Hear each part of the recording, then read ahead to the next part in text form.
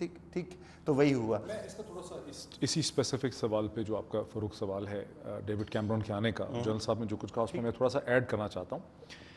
دیکھیے برٹن کا جو رول ہے بین الاقوامی معاملات میں، انٹرنیشنل ریلیشنز میں، وہ بڑا شرنک ہو گیا ہوا ہے پریکٹیکلی.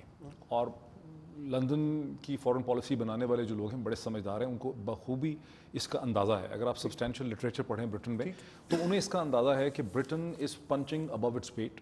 اور وہ کرتے اس طرح سے ہیں کہ وہ مختلف، ایک تو ان کا امریکہ کے ساتھ ایک اسپیشل ریلیشن شپ ہے جس کی پرسیپشن کو وہ قائم رکھتے ہیں. یورپ میں وہ انوالوڈ ہیں ایز اے کی player in the European politics, اور وہ باقی تمام جو ایکس کولونیل ایریاز ہیں وہاں پہ وہ انوالو رہتے ہیں. امریکہ کو امریکہ کے ساتھ بھی ان کا ریلیشن شپ آسان نہیں ہے، بڑا مشکل ریلیشن شپ ہے. بیکاز امریکہ میں یہ ری تھنکنگ ہوتی رہتی ہے کہ برٹن کیا کرتا ہے، ان کے لیے کیا کر سکتا ہے. بیکاز امریکہ بہت بڑی پاور ہے اور برٹن بہت چھوٹی پاور ہے. لیکن برٹن نے بہت ہی افیکٹولی، اسمارٹلی، انٹیلیجنٹلی یہ پرسیپشن رکھی. یہی وجہ ہے کہ ان کو جنگیں بھی کرنی پڑتی ہیں امریکہ کے ساتھ. انہوں نے عراق کی جنگ کی، گھس جاتے ہیں مختلف جگہوں پہ. وہ یہ پرسیپشن الائیو رکھتے ہیں دنیا بھر میں کہ ہم بڑے امپورٹنٹ پلیئر ہیں. لیکن وہ ساتھ جب بھی لڑتے ہیں تو ان کا ہمیشہ اسٹیٹس تو یہی ہوتا ہے آلسو فوٹ. لیکن اس کے باوجود اگر آپ ایک کامن آدمی کو پاکستان میں پوچھیں یا دنیا کے اکثر کو پوچھیں تو اس کے ذہن میں یہ ہے کہ برطانیہ ایک بہت بڑی طاقت ہے، یہ برطانیہ ایک اہم پلیئر ہے دنیا کا. اس کے لیے یہ ضروری ہے کہ وہ تمام جگہیں جہاں جو ایریاز آف کانفلکٹ ہیں، جہاں پہ امریکہ انوالو ہے، خواہ وہ مشرق وسطیٰ ہو یا افغانستان ہو یا عراق ہو، وہاں برٹن کچھ نہ کچھ کر سکتا ہو. خواہ اس کو بصرہ میں پیسے دے کے ریبیلین یا انسرجنٹس کو مینج کرنا پڑے. یہ حقیقت ہے، برٹش سبسٹینشیل لٹریچر سے آپ کو پتہ چلتا ہے کہ انہوں نے بصرہ میں امن رکھا پیسے دے دے کے. ٹھیک ہے. پاکستان کی صورت میں ڈیوڈ کیمرون کے آنے کی جو بہت بڑی وجہ، ایک تو ڈیوڈ کیمرون جب پرائم منسٹر بنے تو ظاہر ہے ان کو وزٹ کرنا تھا، اور پاکستان ایک بڑا کی اسٹریٹجک کنٹری ہے. پہلے کیوں نہیں آئے؟ وہ شاید جلدی آ جاتے. پاکستان نے منع کیا جولائی میں نہیں. پہلی تو بات ہے کہ ہندوستان نے یہ کنڈیشن امپوز کر رکھی ہے کہ جو بھی لیڈر ہندوستان آتا ہے، خواہ وہ فرانس کا نکولس سارکوزی ہو یا امریکہ کا لیڈر ہو، اس کو انڈیا اکیلے ہی وزٹ کرنا ہے. وہ انڈیا، پاکستان اور بنگلہ دیش نہیں آئے گا. They have imposed that condition. یہ 10 سال سے ان کی اسٹرگل چل رہی تھی. They have imposed this condition. Indian foreign office کی پوزیشن کم از کم 15 سال سے یہ تھی کہ یہ جو انڈو پاکستانی سب کانٹیننٹ کی فارمولیشن ہے یہ ہمیں نامنظور ہے، کیونکہ ہم بہت بڑا ملک ہیں اور پاکستان، بنگلہ دیش وغیرہ اور کیٹیگری میں آتے ہیں، ہم اور کیٹیگری میں آتے ہیں. یہ نہیں ہو سکتا کہ آپ 3 دن یہاں آئیں، 2 دن پاکستان چلے جائیں، بیکاز دیٹ ڈیمینیوٹس اس. ٹھیک. تو آپ کی میں اسے ایکسپلین کر رہا ہوں کیا. اوباما تو گیا نا مختلف جگہوں پہ، نہیں تو یہاں نہیں نا آئے. اب یہاں پاکستان نہیں ہے لیکن اور جگہوں پہ اب یہاں سیپریٹلی آئے. ایک تو ڈیوڈ کیمرون اس وقت نہیں آ سکتے. سیکنڈ کیا ہوا کہ ڈیوڈ کیمرون چونکہ ہلکے بہت ہیں. برطانیہ کی 200 برس کی تاریخ میں کوئی وزیر اعظم انٹلیکچولی اتنا پیدل نہیں تھا جتنا ڈیوڈ کیمرون. اچھا ٹھیک. تو آپ اس کو، میں کہتا ہوں اس کو آپ لکھ کے میرا نام اس پہ ڈیٹ ڈال دیں. برطانیہ کی 200 برس کی تاریخ میں intellectually deficits president, prime minister جو تھا، ہمارے یہاں تو کمزور لوگ آتے ہیں جو کھڑے ہو کے بول نہیں سکتے.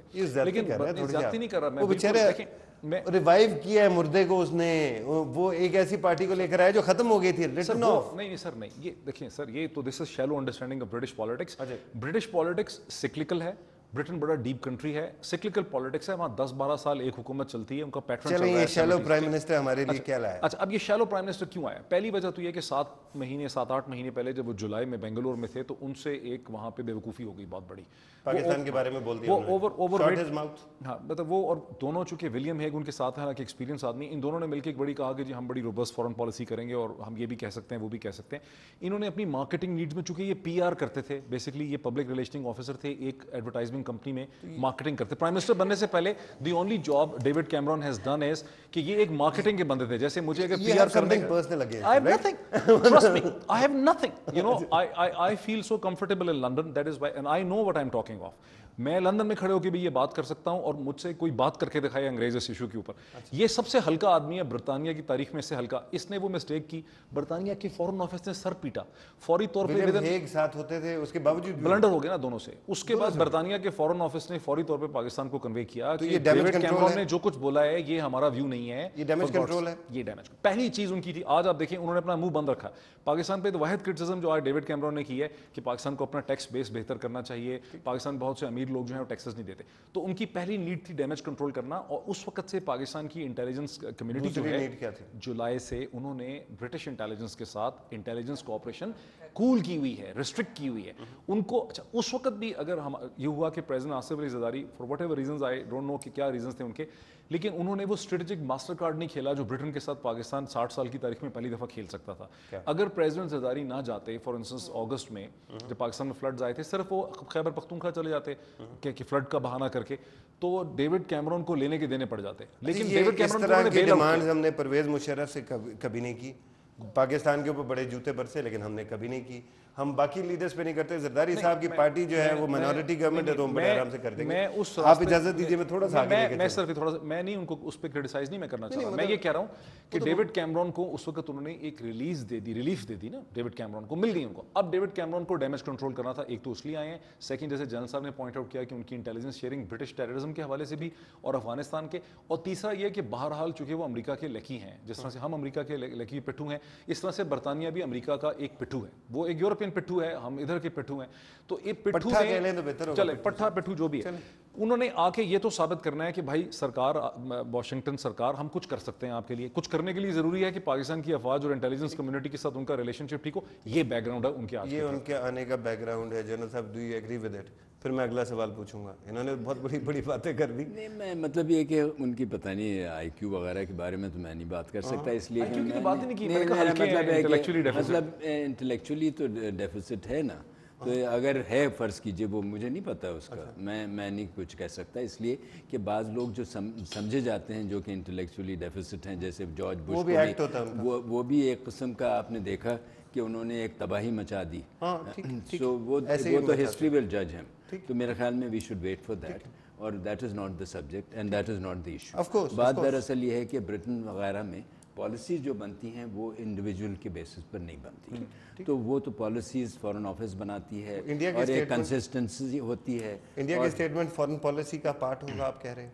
इंडिया जो है उनके लिए बहुत अहम है। इंडिया के लिए वो बहुत इसलिए कि आपने देखा कि सबसे बड़ा इन्वेस्टर इस वक्त जो इंग्लैंड में है या यूके में है, वो इंडिया है।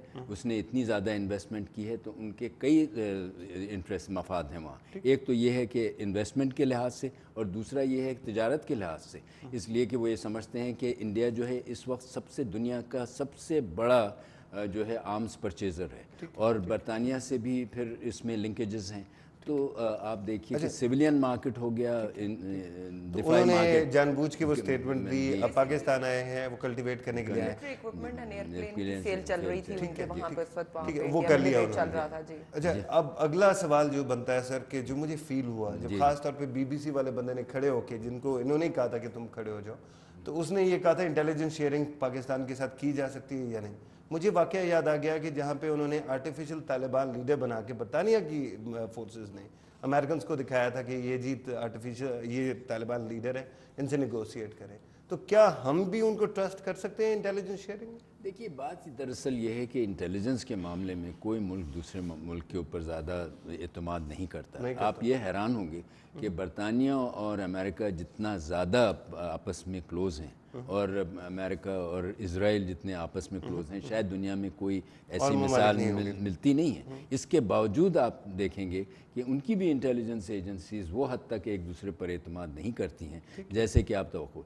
पाकिस्तान और बरतानिया, पाकिस्तान और अमेरिका में तो काफ़ी इख्तिलाफ़ात हैं, सोच में इख्तिलाफ है, पॉलिसी में इख्तिलाफ़ात हैं। जब पॉलिसी में इख्तिलाफ़ात हों, वैल्यूज़ में इख्तिलाफ़ात हों, वो हम वो ही वैल्यूज़ नहीं शेयर कर रहे हैं जो वो कर रहे हैं, वो पॉलिसीज़ हम नहीं इख्तियार कर रहे हैं। क्या डिफरेंस है वैल्यूज़ का हमारा और उनका?